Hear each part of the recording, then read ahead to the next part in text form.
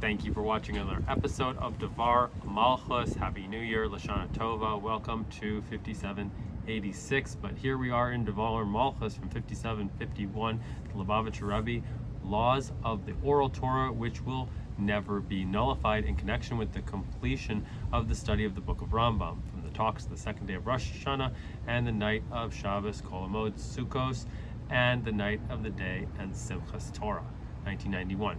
In the Rambam introduction to his halachic work, he writes that all the commandments which were given to Moshe at Sinai were given along with their eludication. It says, as I give you the stone tablets and the Torah and the mitzvahs. Torah refers to the written Torah, and the mitzvahs refer to its eludication, namely the oral Torah, and he explains at length the history of the transfer of the oral Torah and its explanation from generation to generation by the great Torah scholars until his time, and he concludes, and I have decided to compile the rulings regarding the forbidden and the permitted, the impure and pure, along with the rest of the Torah laws, so that the entire oral Torah shall be clearly known by all without any need for analysis of the questions and answers, rather a codification of law, so that one should not need any other book to know any Jewish law. Rather, this book will gather all of the oral law. Therefore, I call this work Mishnah Torah, since one who reads the written Torah first and then reads the book will know the entire oral Torah and does not need to read any other book along with them. And although the Rambam's compilation is a work of oral Torah, Mishnah Torah, Mishnah, secondary to the written Torah, nevertheless, being clear-cut rulings without any need for an analysis of questions and answers, laws of the oral Torah, it has a special significance not only in relative to the other parts of the oral Torah, the discussion and debate of the Talmud, but also the relative to the book of the prophets and the holy writings, which are part of the written Torah, similar to the significance of the written Torah, the Torah and the mitzvah, the written Torah and its eludication in the Torah laws, which are in the Mishnah Torah, as is understood from the words of our sages, which are brought as a law in the Rambam's book, that all the books of the prophets and all the holy writings will be nullified in the days of Mashiach, whereas the laws of the oral Torah will never be nullified like the 5 books of the Torah. In other words, including in the eternity of the Torah, it's clearly and explicitly stated in the Torah that the Torah is an eternal command. It never can be changed. It can never be changed, and nothing can be added to it or deducted from it, rather, is the laws of the oral Torah, which are the eludication of the commandments through which we know how to fulfill the commandments of the Torah, whereas the book of the prophets and the holy writings, since they are not an addition or an innovation to the words of the Torah, for a prophet is not permitted to innovate anything, but rather to command the people to keep the Torah and warn them against transgressing it. As the last of them, the prophet said, remember the Torah of Moshe, my God's servant, and most certainly the discussion and debates of the oral Torah regarding the method of learning and inferring the laws of the Torah from the Torah, which is only an intermediary to deduce the laws of the Torah. Indeed, there will be no need for them to discussion and debate the oral Torah. Therefore, they will be nullified in the days of Mashiach.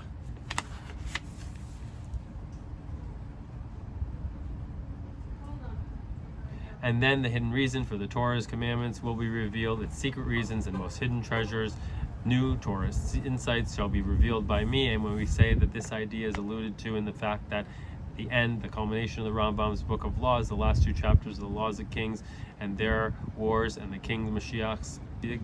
speak specifically regarding the coming of Mashiach and the days of Mashiach. Since in the days of Mashiach, the ultimate perfection of the phenomenon that laws of the oral Torah, which will never be nullified like the 5 books of Torah, will be clearly evident, and this is the essence of the Rambam's book,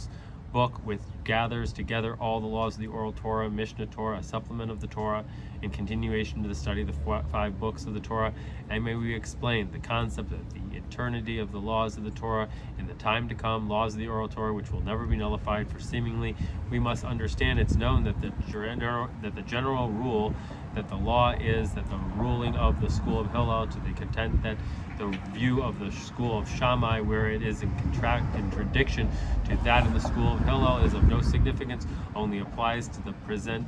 time, whereas in the time to come the law will be according to the ruling of the school of Shammai, as explained elsewhere, that the transition of the law of the ruling of the school of Shammai will be through Supreme Rabbinical Court, which will return to Yerushalayim and vote on which school's ruling to follow, and the majority opinion then will be of the school of Shammai. And according to this, the time to come may be of the laws of the oral Torah will be nullified. All the laws which were ruled in the oral Torah, including those that appear in the Rambam's book, according to the school of Hillel's opinion, these laws will be nullified, and instead new laws will be issued according to the school of Shammai's opinion. And furthermore, this is the main question, it is known that according in some opinions that the commands will be nullified to the time to come in an era of resurrection of the dead, in the second era of the days of the Mashiach, unlike in the first era of the day of the Mashiach before the resurrection of the dead, at which time the fulfillment of the commandments will be at its ultimate perfection, and therefore a garment which is known to contain shatnez, a mixture of wool and linen, which is prohibited but is not known where in the garment the shatnez is, making it impossible to remove the shatnez should it be made into shrouds for a dead person. Rav Yosef said this indicates the commands will be nullified in the time to come. One should make shrouds for him, the dead person, out of shatnez, even though when he will arise to the time to come, he will be wearing a garment that in which he was buried from, which we can infer that the commandments will be nullified in the time to come. And according to this, all the laws of the oral Torah will be nullified in the time to come, in the second era of the days of Mashiach, when the dead will be resurrected. For being that the commandments will be nullified, automatically all the laws will be nullified, since they are all instructions for how to perform these commandments. For this to be understood, we must first explain the concept of the nullification of the commandments in the time to come, for seemingly this contradicts the entirety of the Torah. It is clearly and explicitly stated in the Torah that the Torah is an eternal command, and that we are commanded to fulfill the Torah as says, fulfill all the Torah says forever. Seemingly, one must explain that the concept of the nullification of the commandments in the time to come does not contradict the Torah's eternity, since the rule that the Torah is eternal, that we are commanded to fulfill all the Torah says forever, originally applies to the entire era of today, before the resurrection of the dead, in the time to toil in them, the commandments, and does not apply to the era of tomorrow, in the world to come, in the time to receive their reward. After all, the Torah's commandments have been fulfilled in the ultimate perfection, at which time the commandments will be nullified. However, this explanation does not suffice, since the reason that the commandments of the Torah are eternal, the commandments which are given to Moshe at Sinai, namely that they will not be replaced with others, an everlasting command, is that they are the will of Hashem, meaning that his desire for the fulfillment of the commandments is not for a side reason, to refine and purify man and the world and bring them to perfection, for that had been truer, there would be room to say that when man and the world ascend to higher levels, they will need different commands, or that they will not need commands at all, rather an essential will, and therefore it's not subject to the change in deduction or addition. And this is different between the commandments of the Torah and the commandments of commandments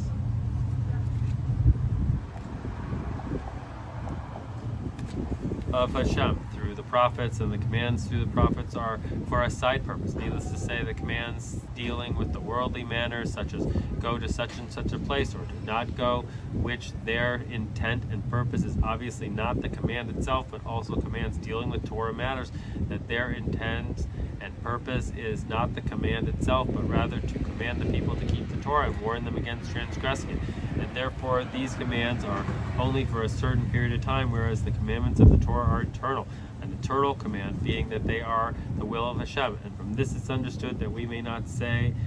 that the eternity of the commandments of the Torah is only throughout the era of today to toil in them, when there is need for the work of the Jewish people to refine the world, and afterward tomorrow to receive their reward. The commandments cease to exist because the above-mentioned will of Hashem is eternal, not dependent on anything, and does not change in accordance with the changing which will take place in the state of man in the world. And according to this, since it is clearly explicitly stated in the Torah that the Torah is external command, how can it be that the commands will be nullified in the time to come? This will be first understood by explaining the nuance of the Talmudic discussion of the nullification of the commandments in the time to come. A garment which is known to contain shatnez, but which is not known, but it is not known where in the garment the shatnez should be made into shrouds for a dead person. Rav Yosef said this indicates the commands will be nullified in the time to come. Abai and some say Rav Dimi say to him, didn't Rav Mani in the name of Rav Yanai say that the dead person may wear shatnez was only taught regarding while they are eulogizing him. However, it is forbidden to bury him. Where is he when he is wearing it? He, Rav Yosef, answered him, did we not learn about this, that Rav Yochanan said it is permitted even to bury him in it, and Rav Yochanan is going according to his reasoning, for Rav Yochanan said, what does the verse mean when it says free amongst the dead? Once a person passes away, he becomes free of the commandments. For seemingly this is puzzling. Rav Yochanan's reasoning, once a person passes away, he becomes free of the commandments, helps that as long as he is dead, the prohibition of shatnez is not incumbent upon him. However, it does not help for the time after the resurrection, when he will stand up wearing the garments in which he was buried, at which time the prohibition of shatnez will be incumbent upon him. And being that this is so, the time period of Rav Yochanan's reasoning of amongst the dead before the resurrection is not pertinent to the era after the resurrection, when Rav Yosef reasoning that the commandments will be nullified to the time to come is needed to permit the wearing of shatnez, and therefore how does Rav Yochanan reasoning support Rav Yosef's statement? Furthermore, and this is the main difficulty in the Talmudic discussion regarding the resurrection of the dead in Tractate Sanhedrin, Rav Yochanan said, from where in the Torah do we know that the dead will be resurrected?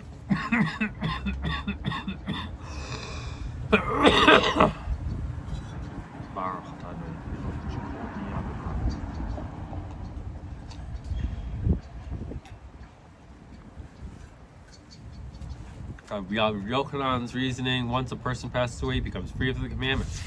helps that as long as he is dead, the prohibition of shatnez is not incumbent upon him. However, it does not help him after the resurrection, when he will stand up wearing the garments in which he was buried, at which time the prohibition of shatnez will be incumbent upon him. And being that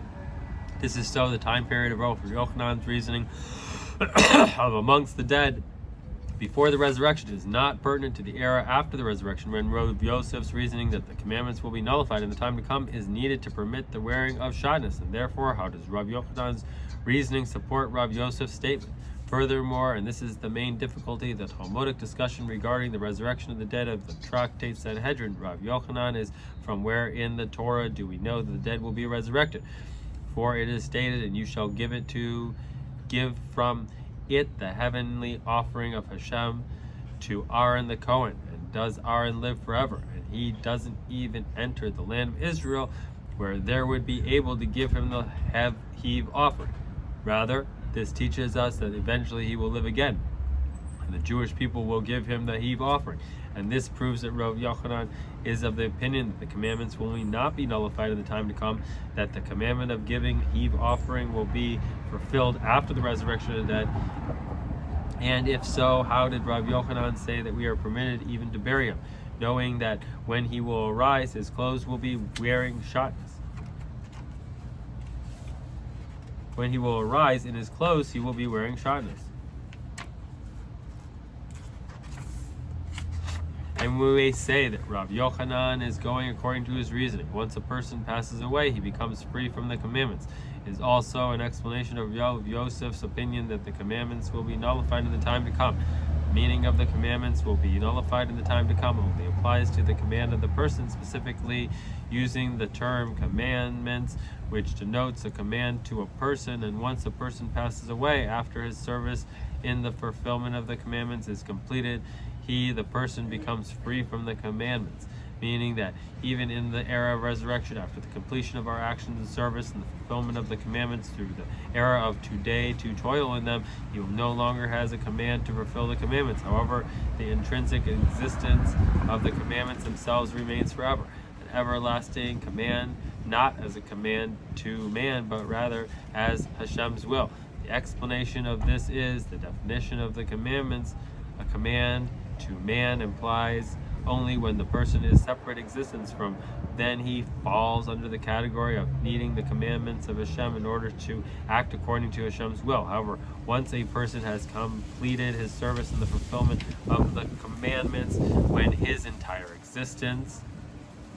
with all its details is permitted with Hashem's will, and he reaches a state of tzvas, unification. Tzvasa, unification. Mitzvah, commandment, is an idiom of tzvasa, unification and bonding with Hashem until they become one entity. The Jewish people through the Torah and Hashem are one, as will actually be, and in the revealed manner in the time to come. There can no longer be a command to a person because he is not a separate existence, but rather that he himself is Hashem's will, which is certainly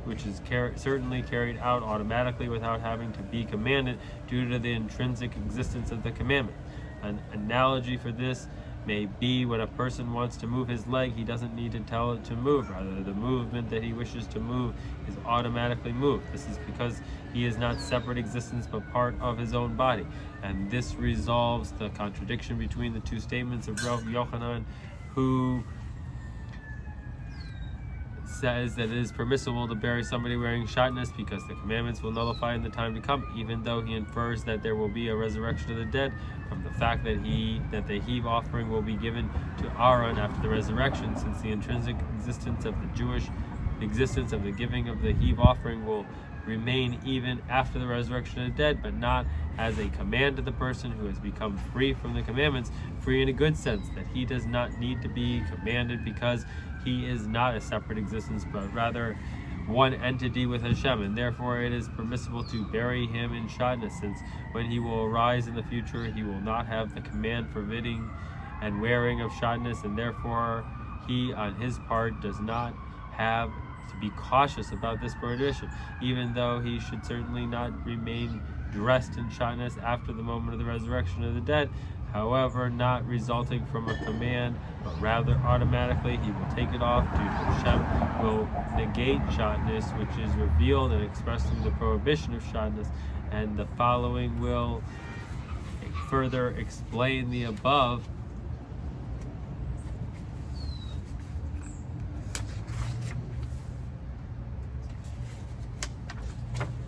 Indeed, the concept is emphasized in the precise wording of the two statements which seem to contradict each other. The commandments which will be nullified in the time to come, and the laws of the Torah will never be nullified. The difference between commandments and Torah is that the commandments are in a command to a man and how to act in the world, meaning that there is an existence of man in the world, and the commands are an intrinsic or an instruction as to how man and the world should be, meaning that although the purpose of the commandments is not to benefit man and the world, being that they are intrinsic will of Hashem which transcends all reasons and purpose, nevertheless they relate to man and the other and the world, meaning that the will is about man and the world. However, Torah is a precious hidden treasure from before the world was created. That the laws of the Torah are not instructions to man and the world, since his level is before the world was created, transcends the created world, but rather Hashem's will as it exists is truly essence. I, Hashem, have inscribed and placed my existence, or rather essence, in the Torah, which does not have any relation to something else besides for him. In other words, from the perception of the commandments are for the world, meaning that the world should act according to his will. However, from the perspective of the Torah, and the Torah preceded the world, and the creation of the world is for the Torah, so that the will which transcends rational to the world should also be actualized in the world, and according to it is understood that the commandments will be nullified in the time to come, and together with this the laws of the Torah will never be nullified, because in the time to come man and the world will ascend to the level which transcends the world, and therefore the commandments which relate to the world will be nullified in the time to come, whereas the laws of the Torah which are not related to the world will never be nullified. And when we say that the explanation of the tomorrow to receive their reward is that there will be the revelation of the person, the Jew who fulfills the commandments, and although him and through him it will be revealed also in the world the true complete of the commandments. The reward for the commandments is the commandment itself, and they are in the Torah, which transcends the world, and the whole existence of the world is only that it is the supernal will is actualized. The reward is the pleasure received from being engulfed in the relationship of the splendor of the eternal will of Hashem. And we add that the idea is also emphasized in the exposition of our sages, from which they conclude that the law of Torah will never be nullified. Also, the laws will never be nullified, as it says, halachos, the ways, as an idiom of halachos, laws, and the world are his. Do not read halachos, but rather halachos will always do better. This is a well-known rule that the method of the study that we do not read, but rather does not negate the simple meaning, rather adds another explanation that both are true. And similarly to our case, that the exposition of the do not read halachos, but rather halachas, in the idea of this way for the world are his. The way of the world are his. And from this it's understood that in the halachos, laws of Torah, there are two aspect levels. The way of the world are his. Do not read it as halachos, rather as halachos. Halachos, rather. And the difference between them is this: the way of the world are his, meaning that there is the existence and conduct of halachos, of the world, and the effect of the laws of the Torah, and it should be the way of the world are his, and that the world should run according to Hashem's will, namely that it should be clearly and tangibly evident that all workings and dealings of the world are his, Hashem's. And the higher level of this is, do not read it as halachos, but rather read as halachos.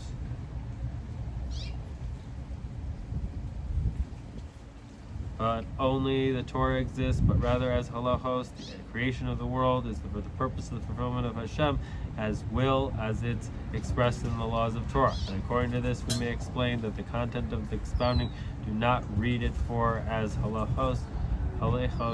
but rather as halachos, and therefore they will always have existed, and from the property of the level that the way of the world are his, and there is the experience of the world and the purpose of the laws to the effect of the world. Behold, when the effect of the laws of the world is completed, the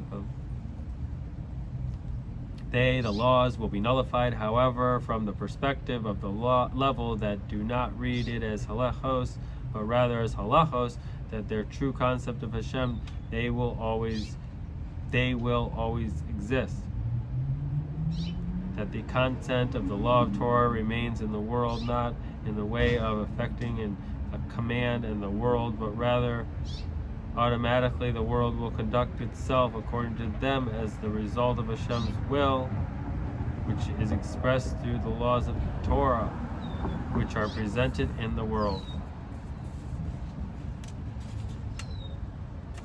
And according to the above, that the fulfillment of the laws of the Torah in the time to come, which will never be nullified, is not a command to man, but rather, as they are from the perspective of Torah, they are the will of Hashem. We may explain that also the laws according to the opinions of the school of Hillel in the matter of in which the school of Shammai and Hillel disagree, and the law was decided according to the school of Hillel. In the time to come, they, the Sanhedrin, will return to Yerushalayim and vote on which school's ruling to follow. And the rules will be according to the questions of the school of Shammai. Nevertheless, indeed, they will never be nullified. And this will be understood by prefacing the explanation of the words of the Mishnah. Every dispute which is for the sake of heaven will be automatically endure, as refers to the dispute of Shammai and Hillel, that the question is about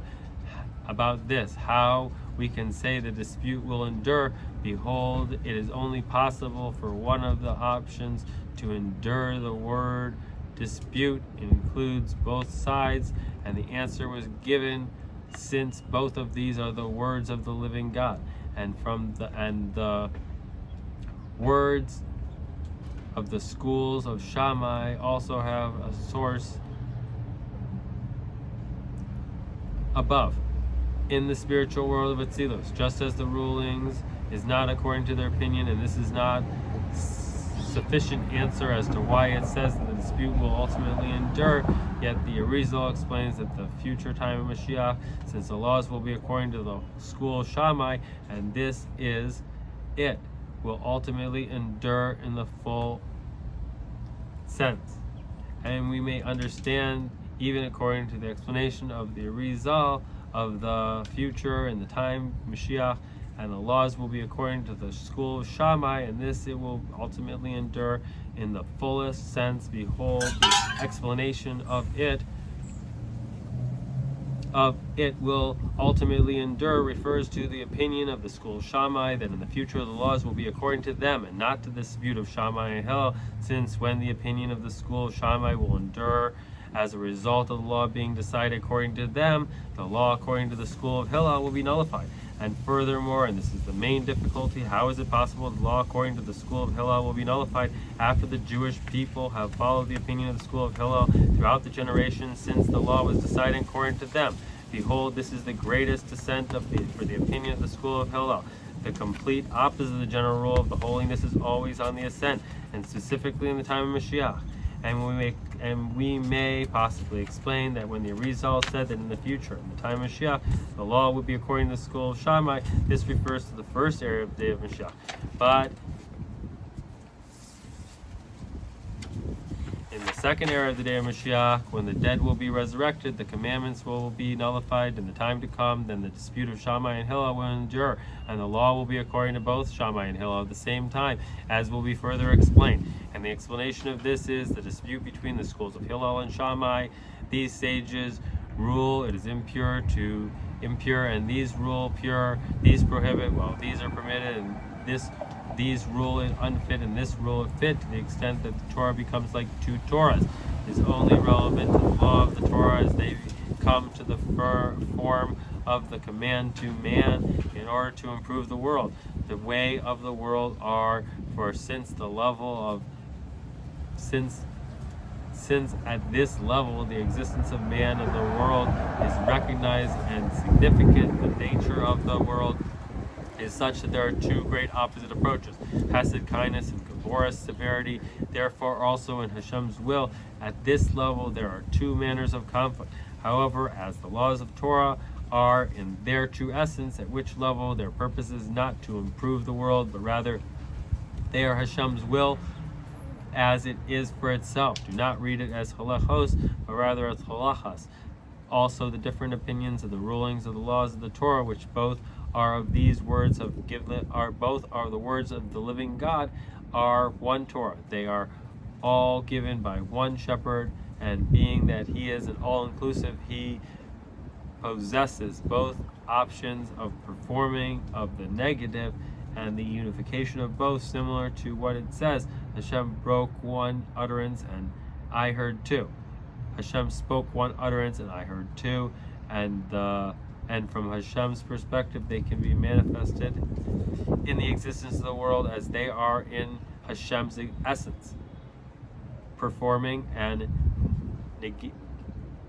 negating at the same way, being that he is not limited in any way. And this is the basis for the difference in the decision of the law regarding the dispute of Shammai and Hillel. In this era, the laws according to the school of Shammai, or rather the laws in accordance to the school of Hillel. In the days of Mashiach, the law according to the school of Shammai, and in the era of resurrection, the law according to both the school of Shammai and the school of Hillel together. During the era of today, to toil in them, which includes the present time, and also in the first era of the day of Mashiach, before the resurrection of the dead, when there will be the fulfillment of the Torah and its commandments at the height of perfection, since the main emphasis is on the effect on the world.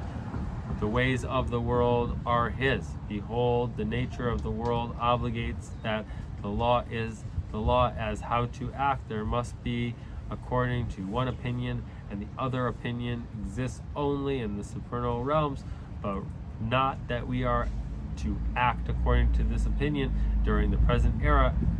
And the law is according to the school of Hillel, and the opinion of the school of Shammai exists in the supernal realm. In the day of Mashiach, the law is according to the school of Shammai, and the opinion of the school of Hillel exists in the superior realms. However, after the era of today, to toil in the time, at the time of tomorrow, to receive their reward in the world of resurrection, in which the commandments will be nullified in the time to come, meaning that the concept of the command of man is nullified, and that all remains is their true essence, and they are Hashem's will, law of the Torah, which will never be nullified, and the law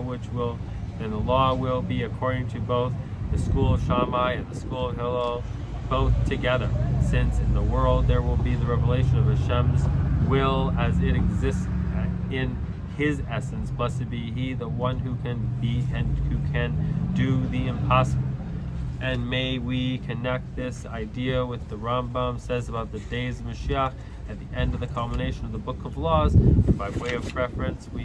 we first mentioned the reason behind the order and division in the laws of the last chapter, and after the Rambam describes the deals and description of the days of Mashiach in the first three laws, and he then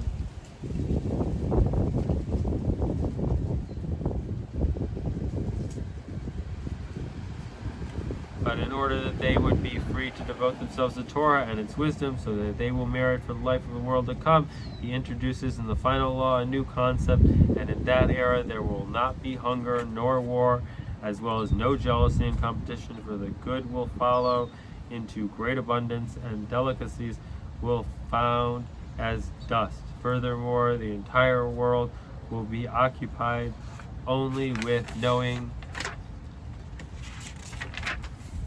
Hashem, as it says, for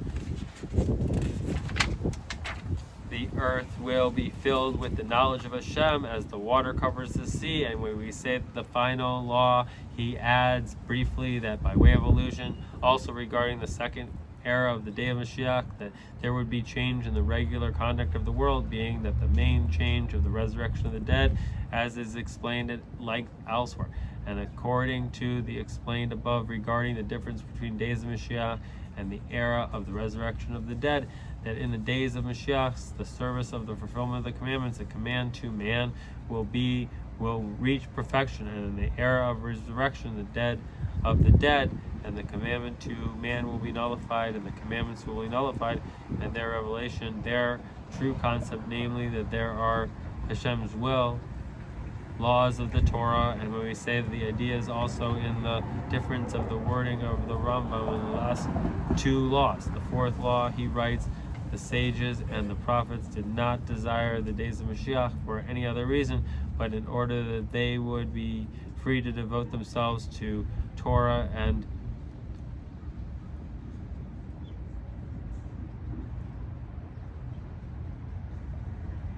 its wisdom, so that they would merit the life of the world to come, as is explained in the laws of Tshuva, which there in the laws of Tshuva, as he explained at length, that the abundance of the good in this world, including its perfection in the day of Mashiach, is in a means for the specific service of the fulfillment of the Torah and its commandments, in order to merit the reward of the commandments in the world to come. Whereas in the fifth law, where he added a new concept regarding that time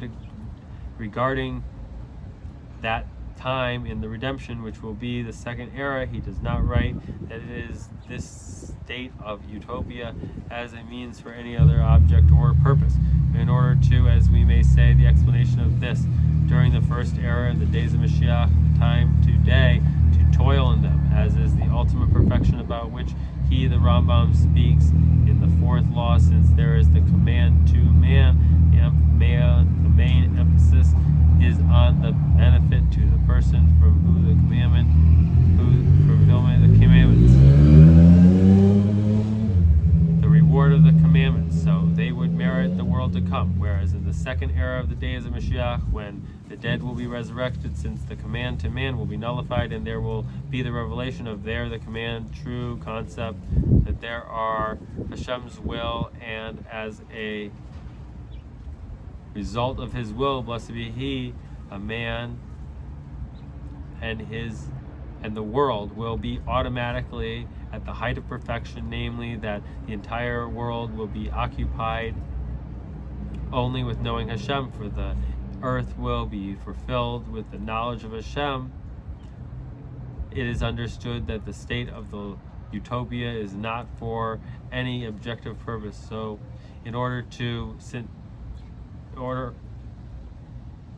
it is understood that this state of utopia is not for any object or purpose